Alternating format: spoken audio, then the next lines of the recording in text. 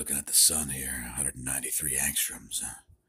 Man, oh man, sure is early. Not even 4 o'clock yet. Wake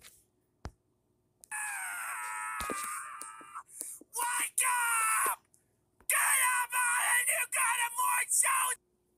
And here are the magnetic lines at 193 angstroms also. We see this coronal hole.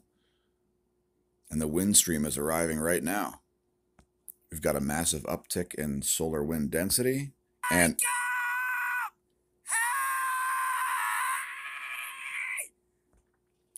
okay, so here at the 171 angstroms view, we see this active region setting. Again, coronal hole wind stream in the process of arriving right now. We just saw a big ramp up in the solar wind density. It was over 20 protons per cubic centimeter last time I looked.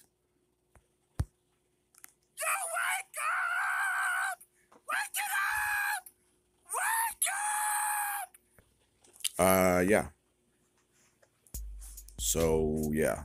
Let's look at the real-time solar wind. So here we see the real-time solar wind. So the BT is pretty high right now. No big negative BZ going on there. Phi angle. Looks like there is a coronal hole magnetic connection ongoing. Solar wind density is now up to 23.42 protons per cubic centimeter. That's the leading edge density spike in front of the main solar wind.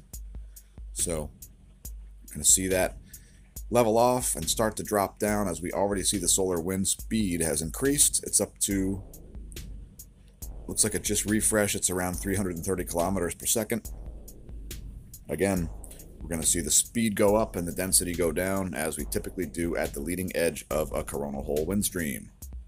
Next, we'll look at the Enlil prediction here. You see what's going on there with that plasma density spike. We're expecting to see an increase in the solar wind there for an ongoing period of time, about 2 days.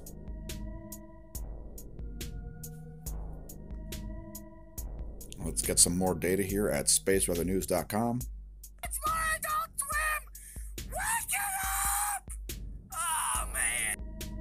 All right, thanks very much. So we see the the X-ray flux here is very weak. No flares or anything going on. Super weak. Magnetometer is still looking smooth. KP is back down to 0. We're expecting that to go up to about 5, and it should happen throughout the day today. So watch for that to happen. Let's let the Cygnets forecast play here.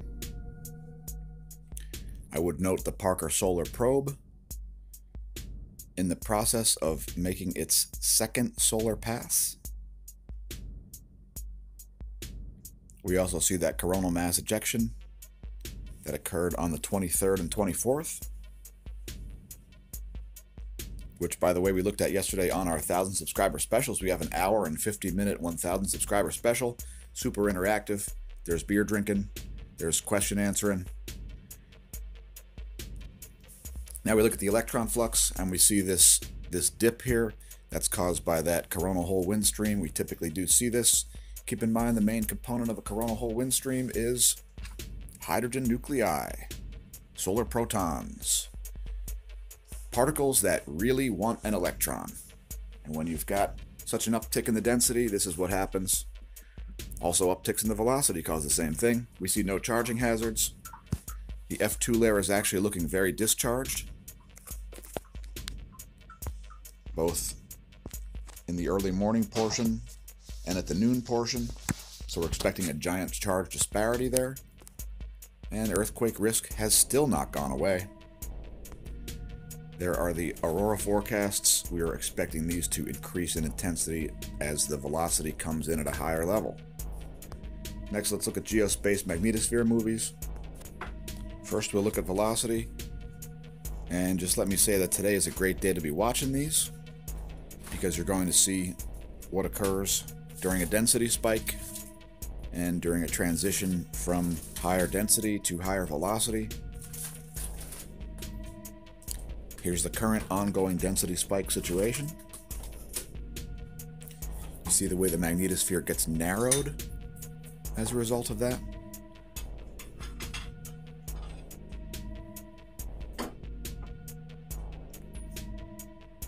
And lastly, the pressure. We should see some pretty big perturbations in this today, especially when the solar wind velocity increases. And it refreshed on us. There we go. Let that play through before we start to look at some other things. Let's start out by looking at where the field-aligned currents arrive at the poles. Here's your delta B, which is changes in the B field.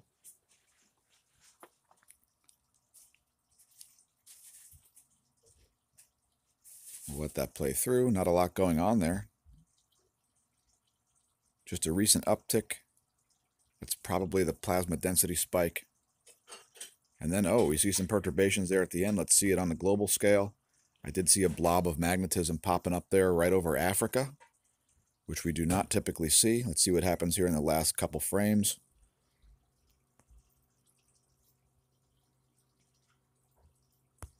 A big magnetic spike comes right out of Africa. Right near the African Rift Zone, by the way, folks.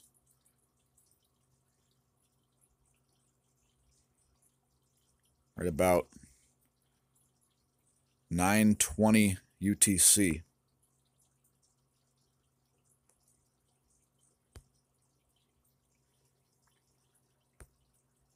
Speaking of magnetism, let's look at the Gong 2 top view ecliptic plane field plot. You see that green section, which is the North Pole charged portion of the heliospheric current sheet, is undulating all over the place. That is associated with that active region yet. Because that active region is pulling the North Pole's B field. And without getting too in the weeds, let's move on to volcanodiscovery.com. Give you a rundown of today's volcanoes real quick. Karimsky with a 10,000-foot ash plume there. Sakurajima, 8,000. Flight level 080. That means 8,000 feet, folks. And that's altitude, not the entire size of the column. Dacono with an 8,000-foot plume. Popocatépetl is back on the list here, but it says emissions have dissipated. Fuego, ongoing volcanic ash cloud. Revenador, constant emissions. Sabancaya, strong puffs. Planchon Petaroa with a 14,000-foot ash plume. Oh wait, Sabancaya producing a 29,000-footer. That's our winner for the day. And lastly, Nevados de Chilean with a 14,000-foot ash plume. Incredible earthquake drought continues. We're seeing practically no 6 or 7 magnitude earthquakes. We see one very far south here. Let's look at that first.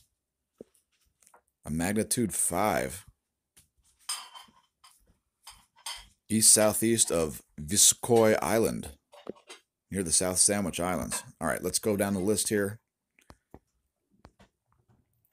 Most recent, the longest 4.0 magnitude here. The oldest one was at 9 hours ago, located in Mexico. We also see the Philippines with a 4.8 at depth. And that's part of the alert area, by the way. Japan with a 5.0. Fiji with a 4.9 at nearly 500 kilometers depth. There you go. We got things rocking real deep down, folks.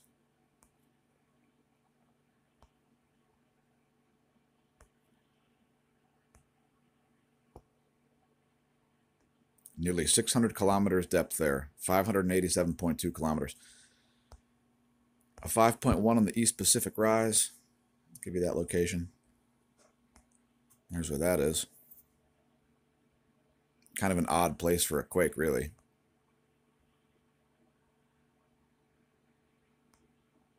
.5 in Russia, 4.5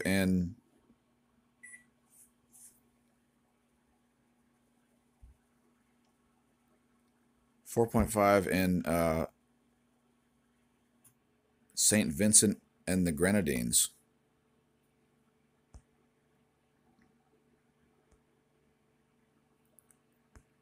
Okay, located in the Eastern Caribbean there, north of South America. Also, Indonesia seeing a 5.0. There's that South Sandwich Islands quake, extremely far south. So here's the warning area. We'll draw it again. We do it every day. These areas are experiencing a drought of 6 and 7 magnitude quakes. There is a possible current and ongoing coronal hole magnetic field connection here. So please have an earthquake plan, especially if you live in these areas, because it's not a matter of if, it's a matter of when a 6 or 7 magnitude earthquake strikes. And this is a very, very long drought. Another reference for you here, solarham.net. Great website. They will include your 3-day geomagnetic forecast. So there you go. Looking at a KP of 5 possible. And by the 29th, it should drop down to 4. That's the current coronal hole wind stream. We will leave links. And here's the total electron count forecast. This does affect things like satellite charging hazards and GPS accuracy.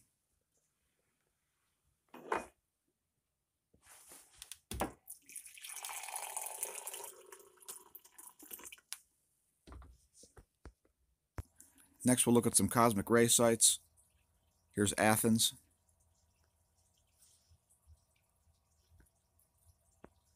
Here's Mexico City.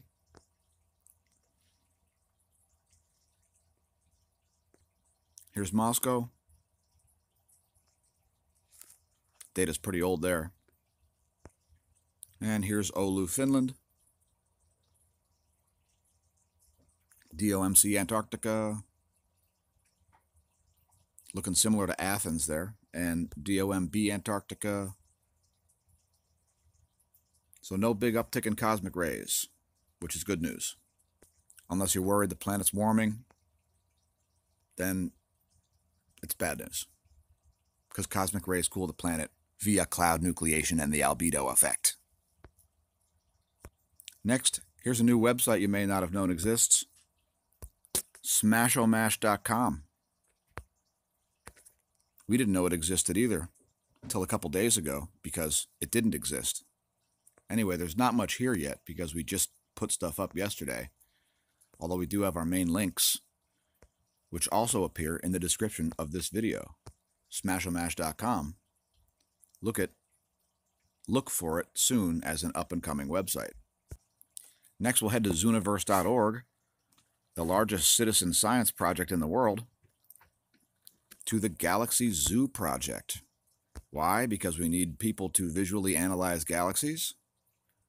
Because we've taken photographs of hundreds of billions of them. So let's go to it. Here we've got an irregularly shaped elliptical galaxy that looks like it's interacting with something in the background. So let's say features. Is it an edge-on disk? Well, certainly not. Does it have a bar? It does not have a bar.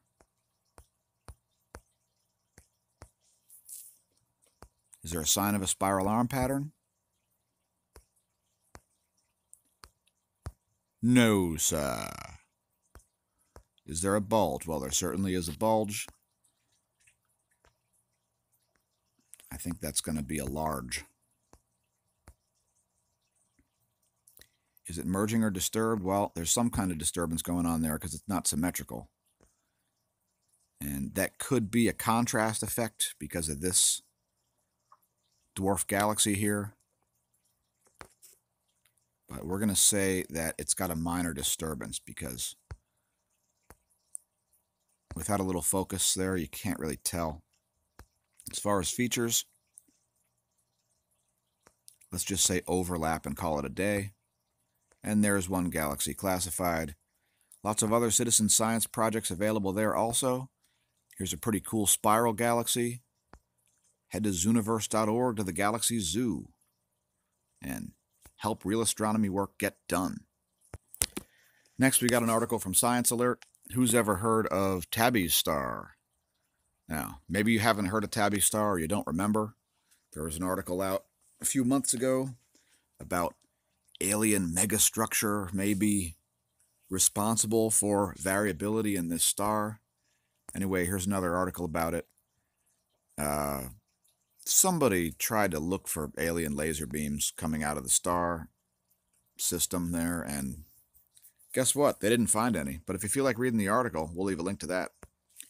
Another one on sciencealert.com here. Now, this is all over all the science publications. Because we're so concerned about carbon dioxide in the atmosphere, because we're too stupid to understand its role as plant food on the Earth, science have found an efficient way to turn carbon dioxide back into coal. A stupid idea. You see, folks, during the time of a solar minimum, we get crop losses, not only because of reduced solar irradiance, but because of things like hailstorms. Remember that 12-inch deep hailstorm that hit Paris last year? Anyway, the science is, the trick is in nanoparticles of the metal cerium, which has a starring role in electrochemical reaction that rips away the oxygen from carbon dioxide at a gentle voltage.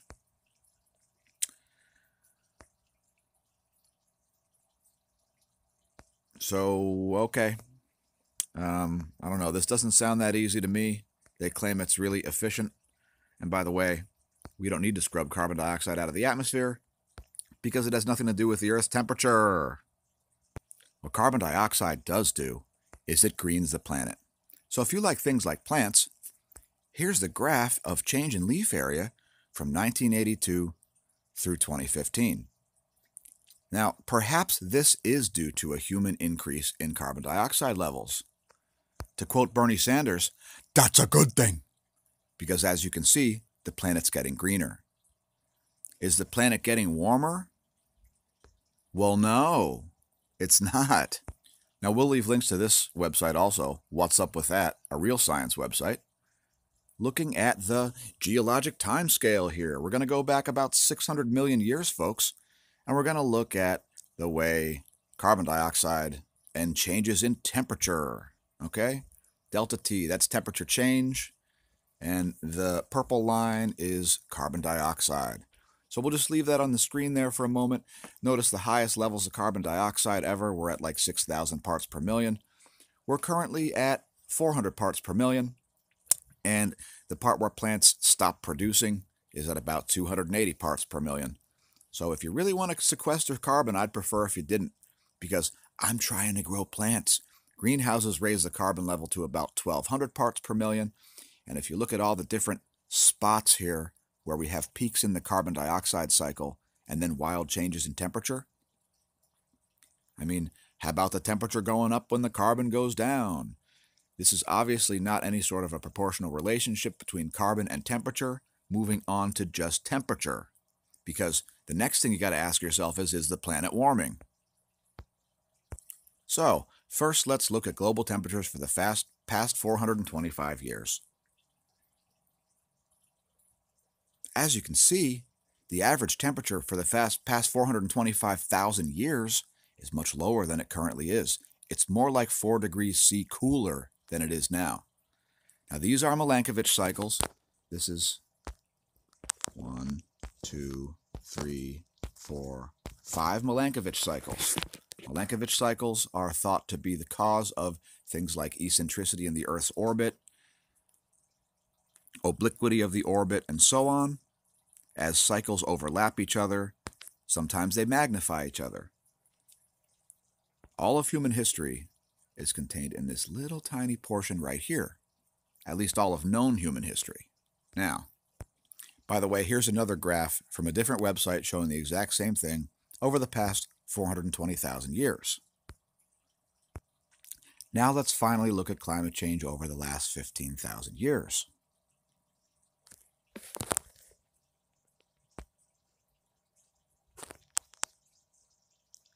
The average temperature for the last 400,000 years is about here, people. If you think the planet's warming, your perspective is so skewed that I don't even know where to start. I mean, Notice how it was much warmer at previous times during the current interglacial. So I don't know what you want me to tell you other than the planet's not warming. Deal with it. Oh, and by the way, Antarctica formed when it was colder than it currently is now. Antarctica formed 33 million years ago or so, and I'm talking about the ice sheets. The Antarctican ice sheets formed 33 million years ago when the planet was 3 degrees Celsius cooler than it is right now. Here's a phys.org article. Astronomers attempt to confuse each other and you by calling an active galactic nucleus the Big Dipper. It's extremely variable, and that's what the article's about.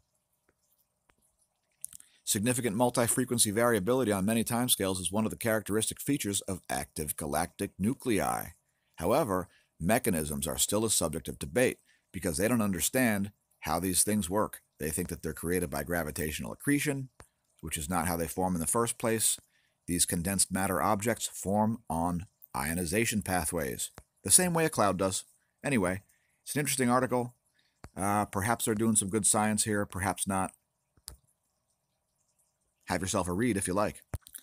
Next, let's just do a quick little brief thing here on cnbc.com/markets. Let's look at the S&P 500 over 5 years. So there you have that. Basically a constant run-up. Here's the NASDAQ. An even bigger run-up. And here's the Dow Jones. A massive bubble created by cheap money thanks to the Fed. Let's look at some other stuff now. We see an increase in bond yields here, an indication of a bond sell-off. And let's look at a couple commodities here, as we've got a lot of preppers and grand solar minimum people that follow the channel. So let's look at the 5-year chart of oil. In fact, let's look at the all data on oil, so you can see what happened to oil prices during the 2008-2009 financial crisis. If it would load, we would greatly appreciate it. And here's the oil prices from, looks like about 1982. I don't know what's going on here. I can't get this thing to work right. But the point is, oil was, what is that, 140 bucks a barrel there?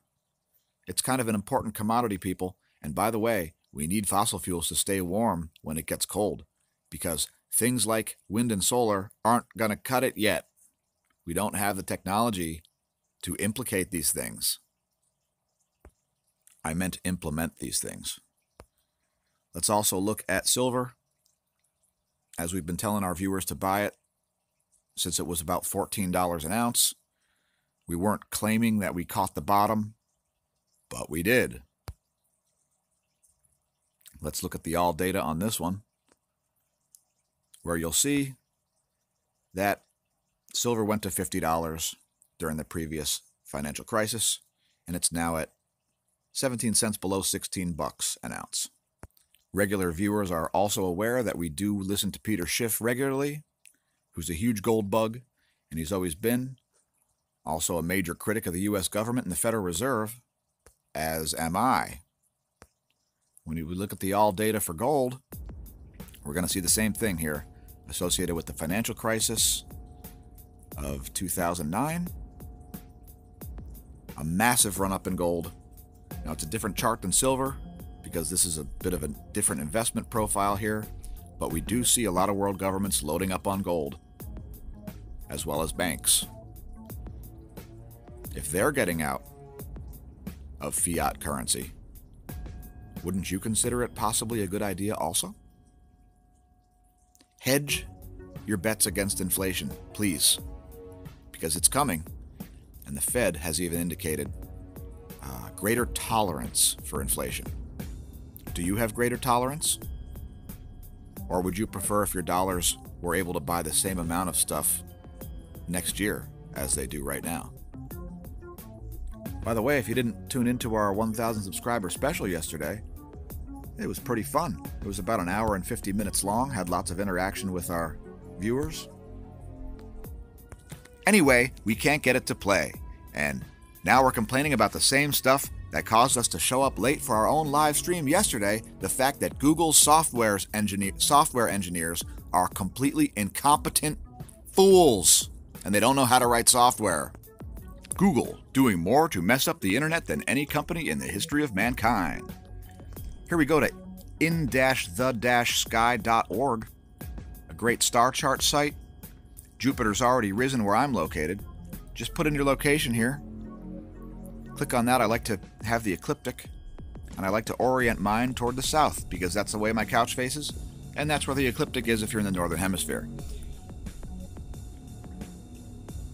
Anyway, you can also animate the chart if you're interested in seeing what will happen later in the day. There's one of our favorite stars, Deneb, in the constellation Cygnus. So check it out if you're interested in knowing what stars are where, what constellations, and so on. InTheSky.org. We'll leave links. How about another useless website?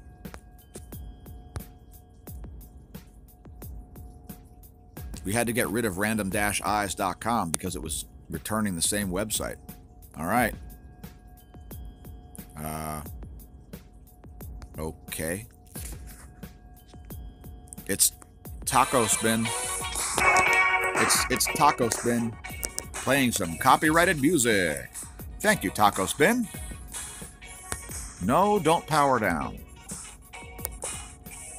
All right, well, that kind of sucked. Although it is better than meatspin.com. Don't go to that website. It'll never be now again. So here's the sun at 304 angstroms. We see some filaments there in the northeast and in the southwest as that active region sets. And the coronal hole wind stream arrives. Thank you, everybody. We really appreciate everybody's support. We'll be doing it all again tomorrow. And remember, when you're waiting for a ramp up in the solar wind speed velocity, don't drink. And if you drink, expect a ramp up in the solar wind velocity. Have an earthquake plan, but don't drive.